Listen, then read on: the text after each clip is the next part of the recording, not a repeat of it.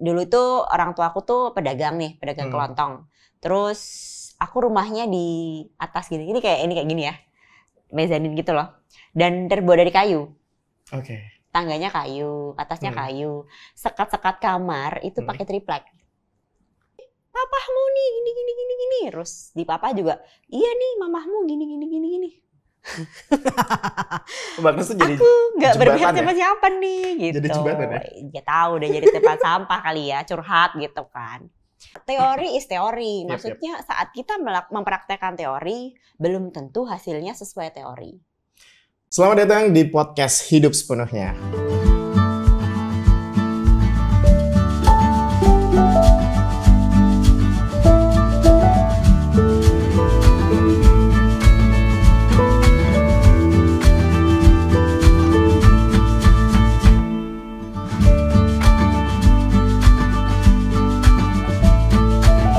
Sudahkah kamu menjalani hidup sepenuhnya? Selamat datang di podcast Hidup Sepenuhnya, podcast yang akan membahas kehidupan dari figur-figur dengan berbagai macam latar belakang. Pokoknya gue akan ngebahas kehidupan mereka dari asam garamnya kehidupan, pengalaman hidup mereka, dan ternyata cerita inspiratif dari kehidupan mereka. Dan tentunya akan menemukan arti dari hidup sepenuhnya. Kali ini gue bareng seorang CEO dari sebuah platform crowdfunding, yaitu ayobantu.com, ibu dari 2 orang anak, dan dia hobi banget olahraga. Mari kita sambut Agnes Yulia Fitriani. Halo Mbak Agnes. Mbak, finally. Podcast. Apa kabar Mbak? Kabar baik. Gimana kesibukannya akhir-akhir ini? Kesibukannya lumayan intens. Mbak, tahun baru biasanya identik dengan memulai sesuatu hal yang baru. Setuju, betul. Entah aktivitas, keinginan, atau bahkan cita-cita.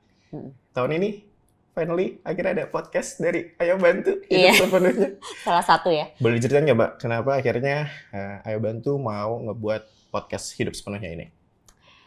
Oke. Sebenarnya udah lama banget pengen punya platform yang bisa jadi jembatan nih para pendengar, para pemirsa gitu untuk dapetin inspirasi, dapetin insight, karena kadang-kadang pengalaman orang yang saya juga penikmat podcast kebetulan, jadi kadang-kadang tuh kalau dengerin orang ngobrol tokoh-tokoh, walaupun dia kadang-kadang tidak inline ya bisnisnya gitu, latar belakang kita berbeda, tapi selalu ada aja insight atau pencerahan nih mengenai hidup dia atau cara pandangnya gitu-gitu, kadang menggugah gitu kayak oh iya juga ya, ting, kayak dapat ide gitu. Nah maka dari itu yang ngedorong saya dan Ayo Bantu ya bikin sebuah platform yaitu podcast, supaya nantinya kalau kita Ayo Bantu Hidup Sepenuhnya ini, podcast ini mengundang tokoh-tokoh, saya harap sih pemirsa atau pendengar juga akan merasakan hal yang sama yang saya alami gitu. Dapat insight dan pencerahan dari obrolan casual ini, Cie. Jadi supaya penonton ataupun pendengar di luar sana bisa menemukan arti kehidupan sepenuhnya, Mbak. Iya, benar. Bicara soal memulai, Mbak, aku mau tarik ke belakang lagi sebelum ada podcast ini. Memulai ayobantu.com sebagai sebuah platform crowdfunding. Yep. Itu gimana sih, Mbak? Awal mulanya ceritanya kenapa Mbak Agnes akhirnya mau bikin ayobantu.com? Oke, ini pertanyaan yang udah kayak ditanyain 1000 kali ya. Mbak, tapi dapat info dari tim belakang layar, kita harus majuin. Oke, siap. Cek aman ya. Oke, lanjut. Oke, jadi awal mula terbentuknya platform ayobantu.com. Lagi-lagi mengenai platform ya. Ayobantu.com itu berdiri di tahun 2020. Di Februari ya kira-kira.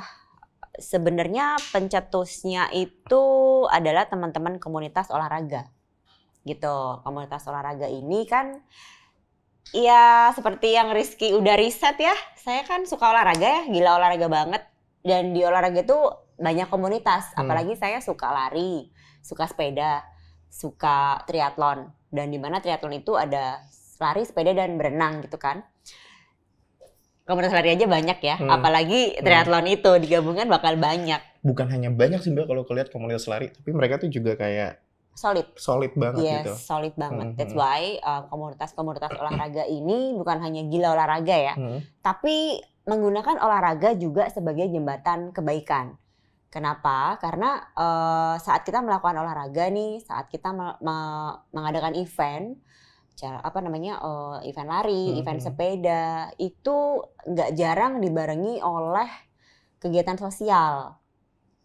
Dimana kalau misal nih ada ngadain event lari, biaya pendaftarannya seringnya disisihkan untuk berdonasi, kumpulin dananya, terus kita cari nih yayasan mana nih yang sekiranya bisa menampung donasi ini gitu, yang membutuhkan donasi ini gitu. Nah, berangkat dari situ, temanku ini, teman-teman lah ya, teman-teman komunitas ini membutuhkan suatu platform di mana orang itu, para donatur nih gampang gitu untuk berdonasi. Kemudian gampang juga menemukan yayasan penerima manfaatnya gitu kan. Nah, makanya terciptalah ayobantu.com. Dan kebetulan di saat itu pula pandemi menghantam kita ya kan, di awal Maret 2020. Nah, disitulah kenapa Ayo Bantu sangat membantu, karena satu, donatur tuh mudah banget ya untuk berdonasi. Karena kalau teman-teman sendiri bisa kunjungi di www.ayobantu.com, bisa cek sendiri. Bisa cek sendiri, donasi itu gampang banget, semudah kalian check out online shop. Nanti akan ditambahin sama editor kok Mbak di sini ayobantu.com. Iya, di monitor dong. Oh iya, di monitor. Itu tinggal pilih aja, terus semudah check out. Kenapa? Karena kayak tinggal klik donasi, teman-teman bisa langsung donasi, pilih metode pembayarannya apa aja. Di ayobantu.com tuh variatif banget. Semudah itu, kayak dompet digital ada, kalau boleh sebutin ya, GoPay, OVO gitu. GoPay tolong ya nanti kasih sponsor kita. Makasih. Boleh kok Mbak, masih ada slot banyak di sini di TV nanti untuk GoPay, Grab dan lain-lain, boleh silakan. Iya, terus virtual account, transfer gitu. Cryptocurrency juga kalau nggak salah bisa ya Mbak? Cryptocurrency juga bisa ya? Bener banget. Luar biasa. Ada riset. Salah satu platform yang satu-satunya platform di Indonesia yang menyediakan untuk donasi dengan cryptocurrency ya? Saya nggak berani klaim satu-satunya sih, cuman setahu saya baru Ayo Bantu sih. Baru Ayo Bantu aja ya? Yang menerima cryptocurrency. Mbak, aku sebenarnya tertarik sama ini sih. Kenapa akhirnya Mbak Agnes maksudnya untuk ngelakuin hal ini, mau bantu orang tuh kan sebenarnya nggak gampang ya. Pasti ada story behind-nya kenapa mau ngebantu itu. Tadi kita udah mention di awal Mbak Agnes soal nanti akan ngomongin kehidupan orang-orang, nanti tokoh-tokoh. Tapi sebelum ngomongin tokoh-tokoh nanti, aku mau ngomongin sedikit tentang kehidupan Mbak Agnes. Kita tarik belakang dikit soal kehidupan Mbak Agnes. Yes. Dulu tinggal di desa Mbak? Tinggal di desa, bener banget. Desa apa Mbak? Aku takut salah nyebut Wedari, Welari atau... Desa Weleri. Weleri. Teman-teman ada yang udah pernah dengar Weleri? Enggak? Apa tuh Mbak, itu desa terletak di mana? Atau gini deh, itu suatu kecamatan sebenarnya. Kondisi desanya tuh sebenarnya seperti apa? Suatu kecamatan. Kalau teman-teman dulu sebelum ada jalan tol, itu pasti ngelewatin kalau dari Jakarta ke Semarang naik mobil, itu ngelewatin. Tapi cuma sekelebat. Oh, sorry. Karena dia kecil. Berarti Mbak Agnes nih waktu kecilnya ketika mobil-mobil jalan tol, Mbak Agnes yang lempar-lemparin batu itu ya? Aku yang, ya norak banget gitu loh. Kan sedesa gitu, itu Mbak? Satu kecamatan. Kecamatan di Jawa Tengah. Kalau dari Pekalongan 1 jam ke arah Semarang. Jadi tengah-tengahnya Pekalongan dan Semarang tuh. 1 jam dari 2 kota itu. Kondisinya gimana sih Mbak di sana? Kondisinya panas. Panas, tapi gini loh. Dia tuh kecamatan tapi termasuknya maju. Bukan saya bukan saya Duta Weleri, bukan. Tapi saya sebutnya Weleripolitan. Weleripolitan. Karena dia tuh nggak kalah sama Kabupaten Kendal sebenarnya. Jadi bisa dikatakan maju lah. Maju ya. Berarti SD, SMP, TK, SD, SMP di Weleri, kemudian SMA baru merantau di Semarang. Baru akhirnya merantau ke kota di Semarang. Iya. Dari banyaknya fase kehidupan tuh, SD, TK, SD, SMP, sampai SMA akhirnya merantau ke Semarang. Dari semua fase itu, yang paling Mbak Agnes suka tuh masa-masa apa? SMP. Kenapa? SMP itu gimana ya? enaknya desa kecil. Maksudnya kota kecil ya, jangan desa deh, kota. Mohon maaf untuk para warga Welari, mungkin tadi saya ada salah-salah sebut desa. Oke, kota ya. Oh desa, oke, sorry. Tapi bagus kok Welari. Bagus ya, Welari kan, bagus. Masa SMP? Iya, enaknya tuh gimana ya? Karena kecil jadi kayak kenal semua kan. Maksudnya temennya banyak gitu loh. Maksud saya temennya banyak. Terus kayak SMP saya kebetulan memang gimana ya, suportif gitu sama muridnya, ekstrakurikuler juga banyak lengkap gitu kan, mulai dari basket lah, terus paduan suara, voli, kemudian kulintang. Tahu nggak kulintang apa? Kulintang apa dibaca? Alat musik yang dung dung dung dung gitu. Gamelan. Bukan, kulintang. Kulintang. Namanya kulintang. Kulintang. Jadi ada tenornya, ada altonya, ada soprannya gitu. Terbuat dari? Apa ya, bambu deh kayaknya. Semacam angklung, beda? Bukan, beda-beda. Diketuk? Diketuk. Oke. Gitu. Jadi menyenangkan. Jadi kayak dari Senin sampai Jumat tuh selalu ada ekstrakurikuler yang berbeda gitu kan. Dan aku ikut terus gitu. Berarti Mbak Agnes termasuk anak yang aktif? Aktif. Di sekolah? Aktif ya. Aktif di sekolah, kalau di rumah gimana Mbak? Di rumah, nah karena di rumah itu aku kan jaraknya jauh nih sama kakak-kakakku. Jadi mereka Mbak Agnes berapa bersaudara? 3. Ada 3 bersaudara. Paling kecil? Hah? Paling kecil ya? Paling kecil Mbak Agnes, oke. Cowok-cowok dan cewek sendiri. Cowok dan cewek. Bungsu cewek sendiri. Kemudian karena jaraknya kan agak jauh, jadi kayak kalau main tuh nggak nyambung gitu loh. Jadi lebih suka main sama teman sebaya. Which is, ya di sekolah dong. Ya, ngikutin ekskul gitu. Disitulah kayak kesempatan mainnya. Dan kebetulan karena kota kecil ya, rumah sama sekolah tuh dekat. Setiap hari cuma jalan aja, pulang pergi gitu. Mbak Agnes di rumah. Kalau sama keluarga gimana Mbak? Sama kakak-kakak, sama ibu, sama ayah? Sama kakak tuh saya dekat sama yang kedua. Yang pertama karena mungkin jaraknya terlalu jauh, dan ketika aku SD, dia tuh udah sekolah di Semarang gitu, kayak ngekos gitu loh. Begitu aku udah ngekos di Semarang pun dia udah kuliah di Bandung. Jadi kayak gimana ya, ketemunya paling mungkin 2 minggu sekali gitu-gitu. Jadi kayak memori, kalau ditanya sekarang nih, memori masa kecil lebih dekat tuh sama yang nomor 2. Oke. Dulunya termasuk dari keluarga yang berkecukupan kah? Atau lebih dari cukup? Atau bahkan kurang dari cukup? Cukup lah ya. Cukup, tapi sebenarnya kan itu relatif ya. Relatif. Iya. Relatif banget. Jadi kalau aku ditanya sekarang itu cukup sih. Cukup, tapi kalau pada saat itu membandingkan teman-teman, kok aku nggak punya itu ya? Kok aku nggak punya itu ya, gitu-gitu. Ini sebenarnya aku agak sedikit-sedikit nggak percaya ketika Mbak Agnes cerita kalau Mbak Agnes tuh tidak berkecukupan, atau mungkin sebatas cukup aja. Karena dari looks-nya kayaknya kenapa? Orang berada banget. Tapi dulunya ternyata punya masa lalu yang cukup jauh deh, cukup kekurangan juga kan? Cukup kekurangan, ya cukup lah. Aku nggak bilang kekurangan ya, karena semakin kesini itu relatif sih, maksudnya. Jadi kalau zaman dulu waktu kecil itu, aku sih merasanya kayak cukup aja. Cuman aku gambarin ya, dulu itu orang tua aku tuh pedagang kelontong. Terus aku rumahnya di atas gini kayak gini ya, mezanin gitu loh, dan terbuat dari kayu. Oke.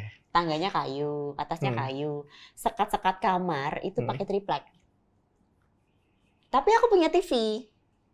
Oke. Tapi motornya waktu itu Vespa yang apa ya tipenya ya? Vespa lah. Vespa jadul lah ya, Vespa Italia lah ya. Nggak punya mobil, Vespa. Jadi segitu sih gambarannya sih. Keterbatasan nggak Mbak? Maksudnya dengan aku ngerasa ya kadang-kadang misalnya karena keterbatasan, ya bisa kita bilang karena kemiskinan juga lah ya. Jadi banyak hal yang akhirnya nggak bisa kita lihat gitu. Tontonan yang berbeda, bacaan buku yang berbeda, segala macam. Karena ada keterbatasan tersebut, akhirnya imajinasi kita juga jadi terbatas gitu. Nah, sosok Mbak Agnes dulu, di saat masih di desa ya, Welari, kita bilang desa aja ya nggak apa-apa. Itu serba keterbatasan nggak? That's why kenapa mau itu sekolah di SMA di Semarang tuh cita-cita gitu, karena pengen keluar dari Welarian. Kayak ada apa ya dunia di luar sana gitu kan. Yang bikin nge-trigger tuh apa? Gue harus Oh, kakak-kakakku sekolah. juga sekolahnya di Semarang waktu itu. Jadi kayak emang satu kayak ngikutin jejak ya, terus kedua ya penasaran juga kan. Ada apa ya di luar kayak gini gitu, di luar Walayari ini ada apa sih gitu. Itu yang menjadi alasan Mbak Agnes kenapa akhirnya pengen ke Semarang. Iya. Di Semarang akhirnya apa yang ditemukan ketika akhirnya melanjutkan sekolah SMA? Wah, di Semarang semakin begini kesenjangan sosialnya. Ternyata selama ini saya belum tahu apa-apa. Iya benar, jadi kayak tiap hari itu aku makan, aduh aku sebutin merek lagi nggak apa ya? Ya apa-apa. Mie, mereknya Selera Rakyat. Kenapa? Selera Satu rakyat. bungkus 500 Ki waktu itu.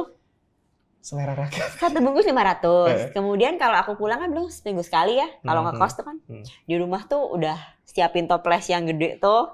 Minta mamiku pinter masak. Jadi minta dibikinin kering kentang. Itu buat lauk tuh. Kentang kering ya? Iya, kan itu awet kan, awet kan. Nanti dibuat lauk. Karena kosku menyediakan nasi putih. Jadi itu solusi. Kos-kosannya campur nggak, Mbak? Enggak, kos-kosannya cewek aja. Apalagi SMA. Dulu ini banget. Tapi Mbak, untuk SMA berani keluar dari zona nyaman ya kita bisa bilang ya, terus akhirnya ke Semarang, ke kota, ngekos sendiri, hidup sendiri ya. Itu kan butuh sebuah keberanian, Mbak. Betul, setuju. Aku tuh awal-awal ngekos tuh homesick. Orang tua nggak khawatir maksudnya dengan Mbak? Karena udah biasa kan. Kakakku juga kan udah biasa ngekos. Ya khawatir sih, mamiku khawatir karena aku cewek kan. Iya, kakak-kakak yang sebelumnya kan cowok kan. Mereka sih awalnya sih khawatir. Makanya kalau waktu cari kos juga ditemenin yang khusus cewek. Gitu-gitu loh. Jadi pasti khawatir ada. Tapi orang tua aku tuh somehow dari kecil memang udah kayak sama anak tuh ya udah nggak begitu protektif sebenarnya. Membebaskan ya? Membebaskan banget sih enggak. Tapi apa ya? Ini ya, aku daftar SMA semua juga sendiri loh persuratannya. Oh ya? Daftar. Iya. Terus apa? Memang diajarkan untuk mungkin biar bisa hidup sendiri ya. Maksudnya nggak terlalu mengandalkan orang tua gitu. Diajarkan atau dituntut oleh? Sebenarnya ya. Karena mereka juga sibuk sih. Jadi akhirnya dituntut pada akhirnya Mbak Agnes juga belajar terbiasa, sendiri. Ya. Ada bagusnya. Justru gini, aku tidak menyalahkan gitu ya. Maksudnya ada orang tua yang maksudnya kadang-kadang labelnya nggak peduli sama anak nih, nggak care gitu. Tapi sebenarnya ada sisi positifnya, yaitu terbiasa mandiri gitu. Terbiasa semua urusin sendiri gitu, tanggung jawab sendiri. Kalau kamu nantinya nggak dapat sekolahan, ya salahmu sendiri nggak daftar gitu-gitu loh. Jadi pada akhirnya lebih bertanggung jawab untuk diri sendiri. Yes, mandiri, lebih mandiri sih. Tapi masa kecil bahagia nggak? Masa kecil, gimana ya? Atau mixed feeling juga? Mixed feeling. Lebih banyak bahagianya atau lebih banyak? Kalau diinget-inget ya, lebih banyak susahnya sih kayaknya. Banyak susahnya. Oke, kita nggak usah ngomongin yang susah-susahnya lah ya. Loh, nggak apa-apa. Terserah deh. Atau gini, satu aja menurut Mbak Agnes yang jadi mungkin kejadian di hidupnya Mbak Agnes waktu kecil dulu, yang akhirnya itu jadi apa ya? Jadi energi buat Mbak Agnes supaya oke, gue nggak mau nih untuk gini-gini terus, gue mau pengen nanti keluar dari lingkungan gue mau sekolah di kota, gue mau nanti lebih sukses pokoknya. Iya. Kebetulan orang tuaku tuh ini sih, papaku ya terutama, dia tuh workaholic Ki. Kemudian gimana ya, kalau istilah anak zaman now kan work smart gitu. Kalau papaku tuh enggak, dia work hard. Jadi harus kerja keras tuh. Berkata harus 24 jam kerja, dia jalanin. Mau kerja apapun dijalanin asal halal, nggak nipu orang, nggak mencuri gitu. Jadi itu yang aku pegang sampai sekarang. Jadi gimana ya, cari duit tuh jangan gengsi gitu. Kadang ada gengsi ya, nggak mau jadi pelayan, nanti apa namanya malu kalau ketemu temen gitu. Terus tapi nilai itu yang aku ambil juga dari papaku ya. Waktu kuliah kan kekurangan nih. Jadi semua uang saku juga harus cari sendiri dong gitu. Uang sekolah sih aman, tapi uang saku cari sendiri. Ya, ngelamar kerja di McD gitu-gitu, Pizza Hut. Pizza Hut nggak diterima karena aku kurang tinggi. Sumpah, Mbak. Sedih. Oh, dia ada Bilang dong waktu di interview, Pak, kalau tinggi saya segitu saya jadi model, Pak. Pizza Hut, Anda menyesal. Anda melihat sekarang siapa Agnes Julia Fitriani? Enggak, Oke. enggak menurut juga dia. Oke. Emang siapa? Enggak tahu, enggak kenal juga. Serius, Mbak, pernah ngelamar di McD? Pernah. Sebenarnya semacam part time gitu ya waktu itu ya? Part-time, Oke, karena oke. waktu itu tuh lumayan gajinya si Pizza Hut ya. Kalau si McD ya oke lah. Tapi kerja keras banget di McD, luar biasa. Para pelayan McD itu aku sangat salut. Ya, terima Salut kasih untuk para mbak-mbak dan mas-mas yang selalu melayani kita di setiap waktu. Pelayan ya. Betul. Terus jadi SPG gitu-gitu. SPG. Lumayan tuh. SPG apa, Pak? Make up. Oh, make up. Oke. Nah itu SPG yang rokok atau apa gitu, tinggiku kurang gitu. Tingginya kurang. Ada ininya ya, ada kebutuhannya berarti ya. Oke. Berarti dengan orang tua atau ayah tadi ya kerja keras, berarti tertanam dong dari Mbak Agnes juga ya untuk akhirnya kerja keras juga ya. Tertanam. Keras orang tuaku tuh keras sih, terutama papaku ya. Spill sedikit, waktu kecil tuh broken home. Ada maksudnya orang tuaku tuh KDRT gitu. Papaku tuh keras banget KDRT. Sama kakak-kakakku. Aku harus membenarkan duduk nih karena udah bahasan serius nih. Oh iya baik. Sama kakak-kakakku juga keras gitu, cowok-cowok. Tapi sama aku tuh nggak pernah keras. Sayang banget beliau. Cenderung dimanja malahan. Gini ya, orang tua aku tuh nggak kecukupan nih. Maksudnya kecukupan cuman nggak berlebihan, nggak berlebihan gitu. Tapi sebagai anak bungsu cewek sendiri biasalah manja kan. Aku pengen punya ini, pengen punya itu. Sesimpel apa ya, spring bed deh. Kasur spring bed, pengen dong punya kasur spring bed gitu. Oh iya ya, nanti ya gitu. Itu nanti ya tuh akan ditepatin gitu loh Ki. Jadi cuma bukan sebatas sugar coating nanti ya aja ya. Tapi sekarang tuh yang aku sampai merenungkan gitu ya. Luar biasa ya orang tua aku ya gitu. Sebenarnya nggak berlebihan tapi berusaha untuk mencukupi keinginan anak-anaknya gitu. Walaupun ya ada sisi positif negatif lah ya. Nah itu ada KDRT broken home lah ya. KDRT papaku itu terus sedih lah kalau dibayangin, maksudnya diinget-inget ya gimana kerasnya keluargaku, maksudnya kekerasannya yang dilakukan oleh papaku itu. Tapi Mbak sorry. Papa masih ada atau? Udah meninggal. Oke, udah meninggal. Oke, sorry. Iya. Terus. Tadi kalau masih ada, aku mau langsung surprise. Ini dia papanya. Surprise nanya dulu. Tapi kalau udah keluar kayak gitu ternyata udah meninggal, akunya yang salah kan. Nah, ada loh di sini. Jadi horor. Papa keras tadi, oke. Iya, keras terus. Jadi kayak waktu dulu sedih juga sih. Bukan kayak gini kamu harusnya treat your wife. Bukan kayak gini harusnya kamu treat your child gitu kan. Waktu itu ya, waktu masih kecil. Kok kayak gini sih gitu-gitu. Kan belum ngerti ya waktu masih kecil. Bener. Terus begitu mereka, maksudnya gini, udahlah pisah aja lah kalau kayak gini caranya, sedih ya. Maksudnya bahkan sampai sempat kepikiran kayak gitu. Dalam hatiku aku mending mereka cerai gitu. Karena sebenarnya ya, kalau menurut aku ya, nggak tahu kalau menurut teman-teman yang nonton ini, broken home itu bukan hanya masalah orang tua berpisah, tapi brokennya itu kayak dimana di rumah itu nggak ada kedamaian gitu, nggak ada kebahagiaan. Berarti kan something yang rusak gitu kan, ada something yang rusak gitu. Jadi waktu itu kayak mendingan cara pisah aja deh, kayaknya lebih damai. Hidupku nggak denger tangisan, nggak denger apa ya, pecahan piring, nggak pernah denger itulah ya. Dan itu juga yang membentuk karakterku kayak sekarang tuh nggak pengen ribut gitu. Jadi apa-apa ya menolak untuk ribut ya. Jadi kalau ada yang sedikit aja gini, oke cari apa problem solvingnya nih, secara damai gimana caranya. Kalau bisa jangan sampai apa ya, fight gitu loh. Karena masa kecilnya capek dengan ngelihat keributan-keributan. Capek banget, bener. Aku pernah dengar kata-kata dari, aku nggak bisa sebut namanya lah ya, cuman ada seorang sosok gitu, yang menginspirasi aku juga, seorang pelari juga. Dia bilang bahwa pernikahan tuh nggak selalu membawa kebahagiaan, Benar. Tapi perceraian juga tidak selalu membawa keburukan. Setelah saya menikah, justru saya tidak bahagia. Tapi setelah saya bercerai, justru malah saya bahagia. Gitu. Itu yang selalu aku pikir kayak, wah, deep banget dia ternyata masalahnya juga ya. Ternyata dari cerita Mbak Agnes, ada benang merahnya juga yang bisa diambil ya. Betul. Sampai Mbak Agnes akhirnya mikir kayak, udahlah ayah sama ibu akhirnya bercerai aja. Waktu itu berpikir seperti itu ya. Cuman begitu mereka bercerai juga sebenarnya ada permasalahan yang jadi buntutnya.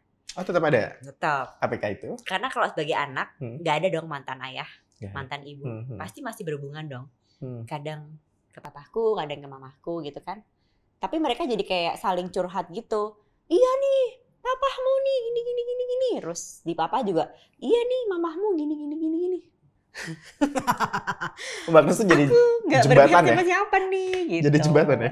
Ya tahu deh, jadi tempat sampah kali ya, curhat gitu kan.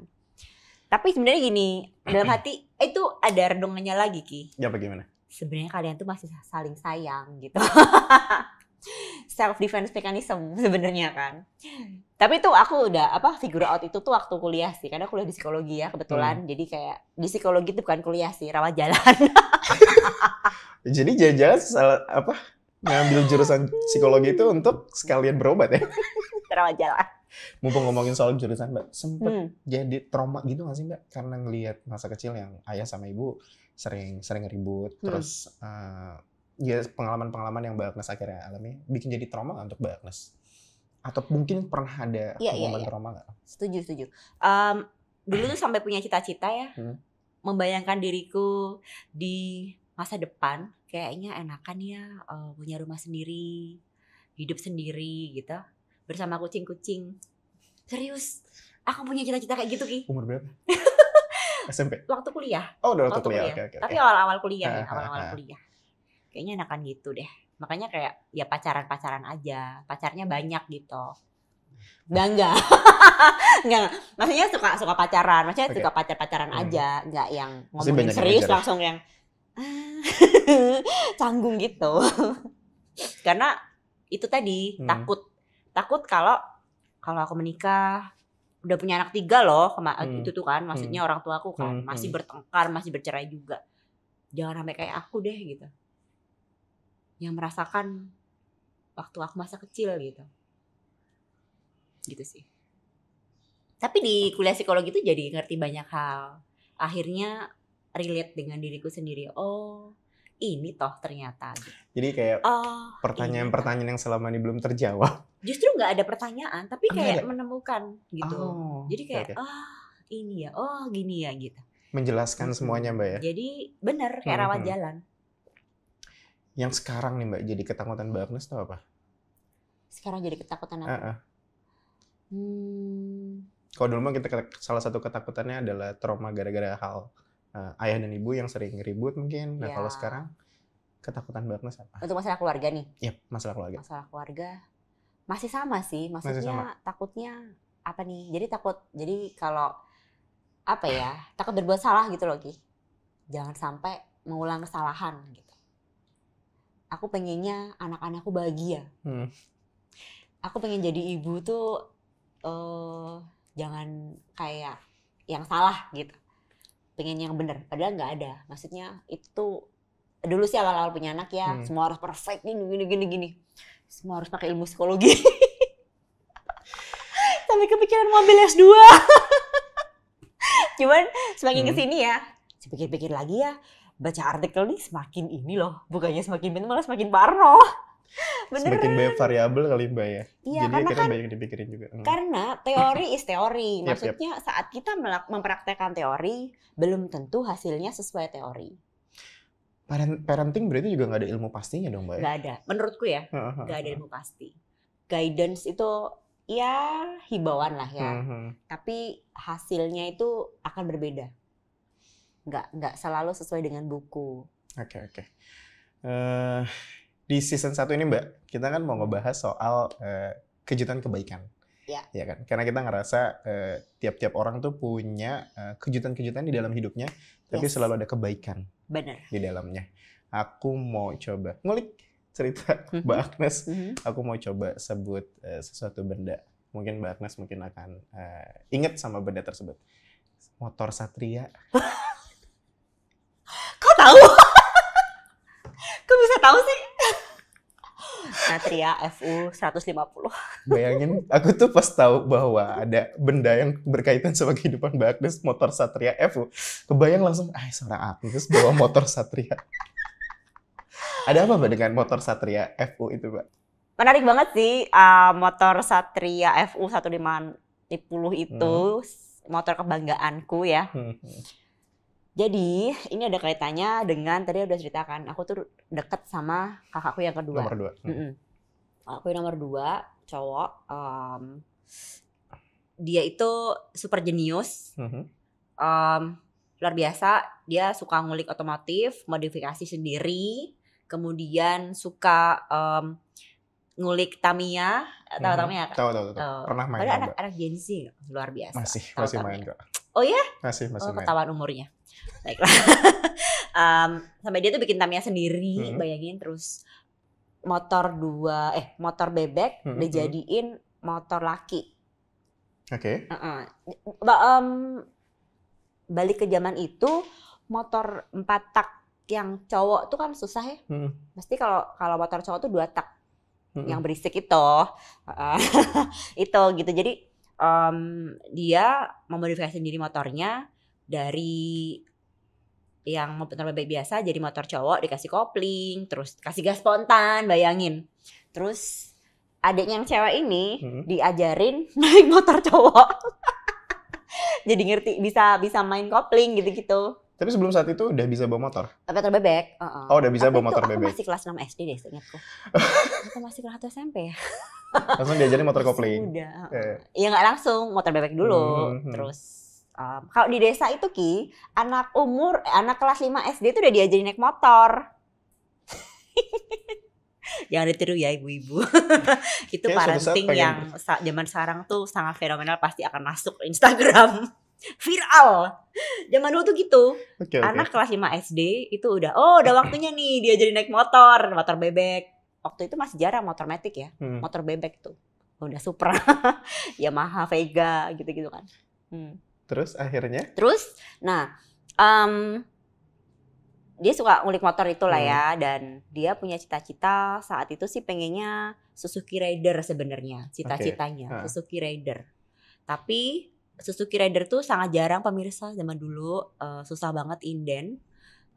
Begitupun Suzuki Satria ini, dan Satria ini cc-nya lebih gede daripada Raider. Pokoknya lebih keren lah gitu. Kalau kakak-kakak dan adik-adik, maksudnya sibling ini pasti relate.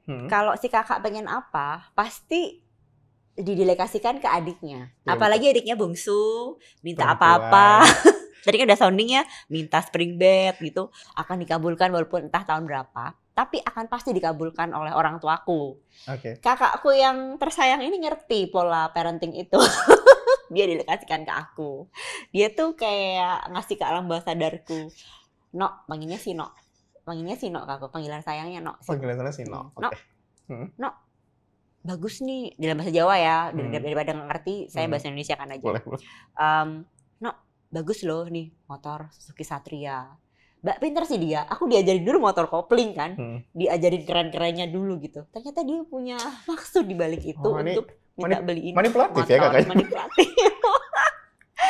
Dan waktu itu papaku ya ditampung dulu. Dan akhirnya dibeliin sih. Dibeliinnya waktu aku kelas 3 SMA.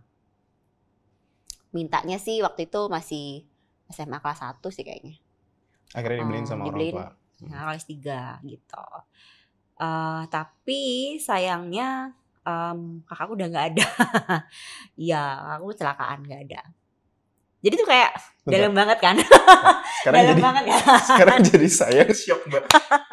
Dalam banget. Karena itu kayak cita-cita kakakku dulu. Yang Okay. sangat aku sayangi. Dan aku yang minta dikabulkan. Itu cerita motor kesayangan itu. Gitu Ki, kakak mau freezing. Aduh, ada tisu gak? Aku nggak nyangka kalau ternyata endingnya seperti itu. Gitu. Jadi itu kisah dibalik motor Satria F itu ya? Ya bener. Padahal nggak mau nangis loh. Ya maafkan Mbak. Gitu. Gak apa ini ngejual nanti bisa ini viral. Iya. Enggak. Boleh? Mau tisu Tim, dong. tim dari sorry. Thank you. Thank you, Mbak. Gitu, Rizky. Dalam banget tuh Iya, motor aku itu. jadi- Lah, dia ikut nangis. Enggak ya? Karena aku nggak tahu kalau ternyata ceritanya Sedalam kakak. itu. Iya, aku pikir ada Yes. kemana-mana tuh pakai motor Satria atau apa kayak Iya. gitu. Karena aku dibisikin sama tim tuh cuman keywordnya adalah motor Satria. Iya, karena nggak pernah cerita juga sih. Maksudnya, cuman Jarang ceritanya- banyak orang yang tahu soal ini. Ya. ceritanya tuh, ya gitulah. Itu sebenarnya pesan sponsor titipan dari kakakku waktu itu. Motornya ada, tapi kakak akhirnya Kakak udah sampai. nggak ada. Motornya masih ada, Mbak, sampai sekarang? Dijual sama ibuku. Yo. Buat bayar apa dulu ya? Oh, ada tagihan ya. Ya, pokoknya gali lubang tutup lubangnya. Gitu. Oke. Mbak, tadi balik lagi ke keluarga. Mbak, sorry sebelumnya. Udah buat nangis. Itu Maaf. oke, nggak apa-apa. Udah balik lagi. Oke. Yang Mbak Agnes pegang prinsip sekarang nih. Dari perjalanan hidup Mbak Agnes tentunya Ya. dari pengalamannya waktu kecil, Hmm. bareng sama orang tua, dekat sama kakak. Yang Mbak Agnes pegang sekarang prinsip parenting untuk ke anak-anak Mbak Agnes sendiri itu sekarang apa, Mbak? Parenting ke anak-anak ya. Atau prinsip yang masih Mbak Agnes pegang untuk anak-anak? Care. Lebih care sih. Kenapa? Care gini. At least aku tahu anakku di sekolah tuh gimana sih gitu kan. Siapa teman-temannya gitu. Ini projection karena dari dulu Mbak Agnes? Yes, projection, bener. Anakku strength-nya di akademi yang mana nih gitu. Sesimpel itu aja. Terus anakku tuh ada talenta apa sih gitu. Dia kuat di mananya ya? Aku akan dukung dia gitu. Aku akan fasilitasin dia sekuat mungkin sampai dia itu gimana ya, merasa didukung gitu loh. Merasa ada kontribusi orang tua di sini, kontribusi keluarga deh, jangan orang tua. Kontribusi keluarga di sini nih. Di apa ya? Ya, semoga sukses ya, maksudnya di kesuksesan ini ya ada kontribusi keluarga. Jadi keluarga itu adalah sebagai pilar gitu. Itu yang Mbak Agnes mau tanamkan kepada anak-anaknya? Yes. Ada nggak sih Mbak kayak momen-momen gitu anak-anak Mbak Agnes ngomong sesuatu gitu yang akhirnya membekas ke Mbak Agnes atau bisa jadi kayak Ada Ki. momen apa? Ini sedikit curhat ya, maksudnya dalam parenting itu kadang-kadang kita lose control emosi. Walaupun udah banyak artikel yang mengatakan jangan membentak anak, jangan gini-gini gitu. Tapi kadang kita kelepasan juga bentak gitu ya. Terus anakku ikutan bentak dong. Ya, otomatis kan sebagai orang tua pasti marah ya. Kok gitu sih gitu-gitu. Dia membalikan, jadi kayak aku kan meniru mama gitu. Jadi aku meniru mama, biar mama dengerin aku, dia bilang gitu. Maka aku bentak mama. Wah, itu sih artikel itu berkata teori, tapi prakteknya juga ternyata bener sih, anak tuh akan meniru apa yang orang tua lakukan. Apa orang tua lakukan, sekecil apapun itu, kebiasaan apapun itu dia akan amati, tiru, dan modifikasi. gitu sih. Setelah kejadian itu, Mbak Agnes akhirnya merubah pola asuh Mbak Agnes atau ada adjustment juga ternyata? Enggak, sebenarnya yang penting komunikasi sih. Aku amazed, anakku bisa bilang gitu tuh suatu bentuk komunikasi juga sebenarnya. Dia bisa communicate kenapa dia gitu. Dia bisa communicate ke mamahnya, maksudnya perasaannya, rasanya bisa communicate gitulah, dan itu jadi pelajaran juga buat aku. Berarti yang penting adalah komunikasi. Jadi ya minta maaf pada saat itu juga gitu. Minta maaf tuh sebagai orang tua kadang-kadang berat loh. Karena sebagai orang tua kita selalu merasa benar. Anak itu tahu apa sih kamu? Kadang-kadang gitu ya. Cuman begitu sampai di titik itu, oh iya aku salah. Aku harus minta maaf nih gitu. Jadi yang penting komunikasi juga sih. Oke. Nah, berarti memang komunikasi itu jadi poin penting Mbak ya untuk akhirnya orang tua Mbak Agnes ke anak-anak tuh akhirnya membangun emosional ya. Ya. Oke. Setuju. Mbak, aku mau geser sedikit. Aku kepoin Twitter Mbak Agnes juga. Hah? Tahun 2011. Udah lama nggak aktif ya kayaknya ya. Kayaknya tweetnya udah dari terakhir nge-tweetnya 2017 atau 19 gitu. Apa ya? Tapi di 2011 Mbak Agnes pernah nge-tweet soal aku pengen banget jadi filantropi. Oh ya? Iya. Serius? Iya. Aku pernah ngomong gitu ya? Nanti editor bisa taruh di sini ya. Aduh jelek lagi profile picture-nya. Masih jelek. Belum operasi. Oh, salah.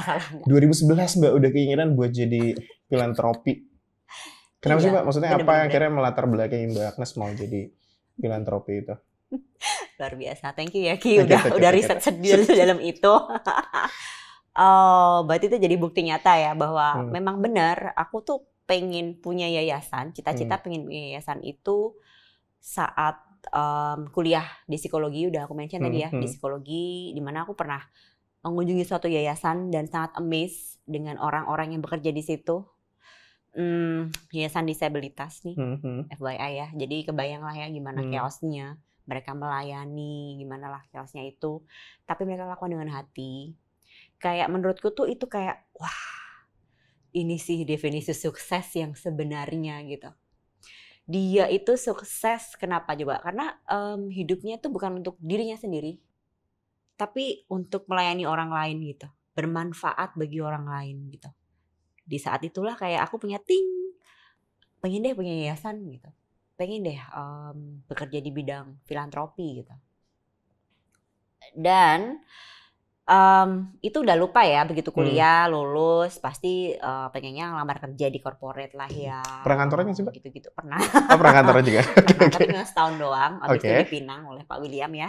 Terus kemudian saya hamil, saya keluar fokus berumah tangga. Oke.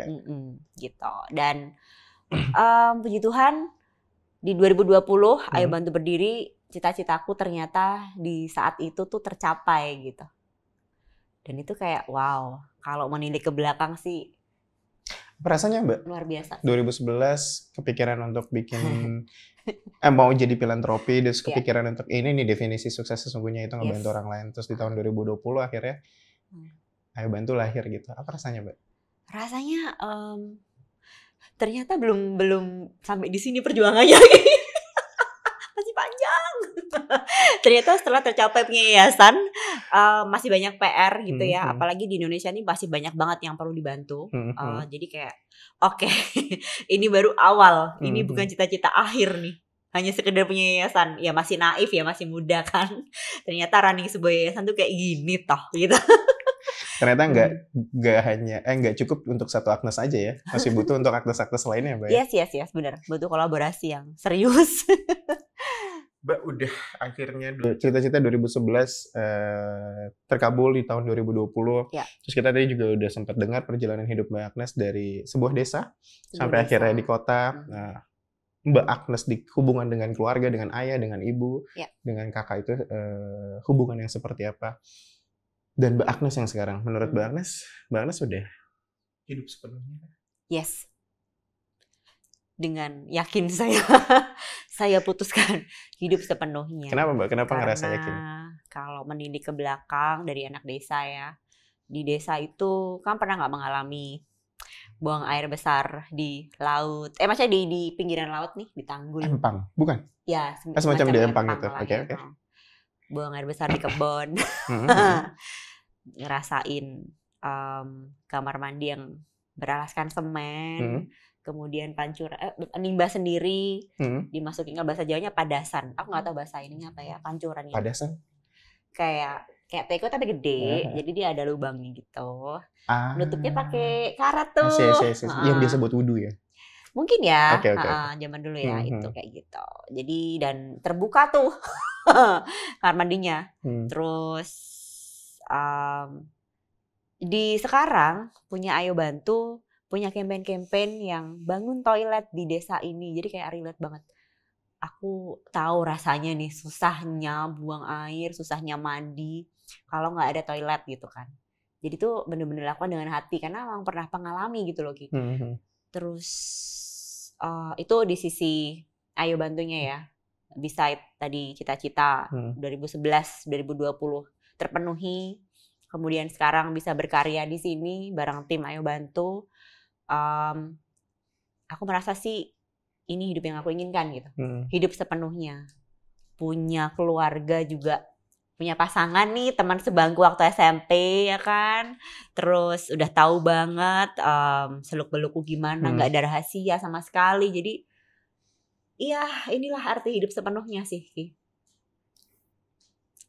Punya suami yang suportif. Punya suami yang suportif. Dia ngerti banget oh istrinya maunya gini gitu. Dan dia support gitu. Bukannya, ya kalau salah diingetin. Tapi dia punya problem solvingnya gitu. Gak cuma sekedar nyalah-nyalahin, tapi dia ikut turut andil mencari gimana ya biar kemauan ini tercapai dengan bagus gitu. Dengan baik gitu. Ya salah satu yang bantu nih ya, ya sportif juga sih. Kayak gini gak sih Mbak, menutup hari gitu sebelum tidur, ngebayangin semuanya, track back, sampai akhirnya punya sekarang ini. Terus banget Ki. Kayak, bersyukur nih, terus merem tidur gitu.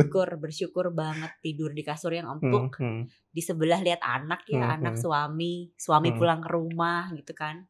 Dan anak-anak sebelum tidur masih sempat bacain dongeng. Privilege itu, maksudnya sesibuk-sibuknya masih bisa sempet dongeng ke anak gitu kan. Kayak punya me time kan sama anak-anak, punya quality time sama anak-anak.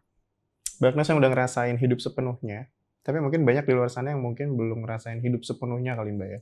Mungkin belum. Masih hidup yang melakukan proses ke sana gitu. Menurut Mbak Agnes gitu ya. Untuk mencapai hidup sepenuhnya tuh apa sih Mbak? Atau kiat-kiatnya, atau mungkin dari pengalaman Mbak Agnes yang mungkin bisa dibagi ke pendengar dan penonton. Wow, aku belum sesukses itu sih untuk memberikan nasihat. Tapi menurut pengalamanku ya,